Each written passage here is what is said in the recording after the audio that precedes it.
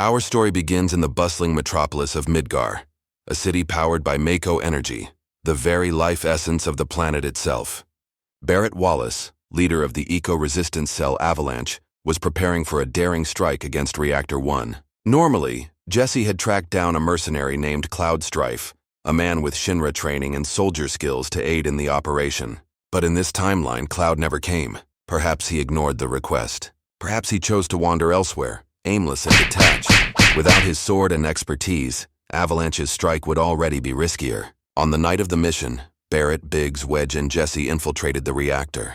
Lacking Cloud's strength, Jesse struggled with security terminals taking longer to crack the locks. Shinra's guards closed in faster, and the team's gunfights left more bodies in their wake. They barely planted the bomb and escaped with their lives, but the cost was higher. Injuries, near capture, and a bitter realization. Without Cloud, their chances of continuing the fight were slim. Meanwhile, Cloud wandered the slums of Midgar. Without Avalanche to anchor him, he drifted through a haze of fractured memories and false identity. Tifa, who would have been the one to draw him closer to Avalanche, was disheartened. She wanted to reach him, but Cloud, lost in his own mind, pushed her away. Her pleas to join the cause fell flat, and so she remained with Barrett's cell, wondering what might have been. Shinra, however, noticed the disruption. President Shinra viewed Avalanche as a nuisance, but one that could be manipulated. In the true timeline, Cloud's involvement escalated events, forcing Shinra into aggressive measures like dropping the Sector 7 plate. But without Cloud's defiance, without the chaos he brought, Avalanche's efforts remained localized. Shinra had no reason to accelerate their war machine. They tightened surveillance, cut off supplies to the slums, and slowly strangled Avalanche's ability to operate. It was here the timeline forked again. Without Cloud, Sephiroth's return was delayed. Cloud was the imperfect vessel through which Sephiroth sought the black materia. Without his presence, the reunion remained fractured, incomplete. Genova's cells within Cloud never aligned with Sephiroth's call. Sephiroth would still awaken. As Barrett and his group struggled on, Aerith Gainsborough remained in the slums, her life tied to fate in quieter ways. Without Cloud's chance encounter, she lived longer in obscurity. Shinra's Turk still sought her, the last Cetra, but the spark between her and the ex-soldier never ignited. She never invited him to the flower fields, never drew him into her orbit. The love triangle, the emotional heart of the journey, simply never existed.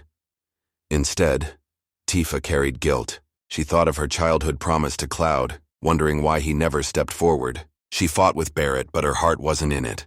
Without Cloud, she was simply another fighter, not the bridge between resistance and destiny. By the time Shinra launched their plate drop attack on Sector 7, Avalanche was weaker, more desperate. They could not stop the catastrophe. The pillar fell. Thousands died. Barrett and his team barely escaped, but Jesse and Biggs perished without Cloud's sword to shield them. Wedge, badly injured, vanished into the rubble. Tifa's spirit broke that night. And so the story twisted darker. Sephiroth eventually revealed himself, orchestrating his plan to summon Meteor. But with Cloud absent, Shinra's scientists lacked the perfect puppet. Sephiroth's will was scattered, manifesting through lesser reunion candidates. Meteor was still called, but later with less precision, leaving the planet more time to respond.